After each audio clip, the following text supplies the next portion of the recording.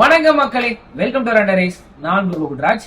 So ரீசெண்டா நம்மளுக்கு SP BOD notification வந்துச்சு. இதுல நிறைய மக்கள் வந்து பாத்தீங்கன்னா ஏஜ் லிமிட் இதுக்கு என்ன சார், ஸோ யார் யார் அப்ளை பண்ண முடியும், இந்த மாதிரிலாம் நிறைய டவுட் கேட்டிருந்தீங்க. சார் ஏஜ் லிமிட் வந்து 21 வயது நம்மளுக்கு கம்ப்ளீட் ஆயிருந்தது அப்படின்னா கண்டிப்பா இந்த எக்ஸாமுக்கு எலிஜிபிள். அதுவும் டேட் மென்ஷன் பண்ணிருக்காங்க சார், 1/4/2025 இந்த டைம் பீரியடுக்குள்ள உங்களுடைய ஏஜ் வந்து நம்மளுக்கு 21 கம்ப்ளீட் ஆயிருக்கும்.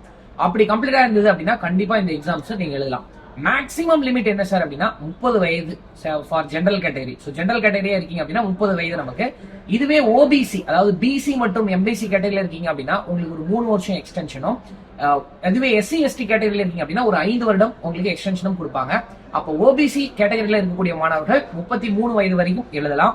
எஸ்சி எஸ்டி மாணவர்கள் வந்து 35 வயது வரைக்கும் நீங்க எழுதலாம். ஸோ இந்த இன்ஃபர்மேஷனை மறக்காம உங்களுடைய நண்பர்களுக்கு தெரியப்படுத்துங்க. தேங்க்யூ.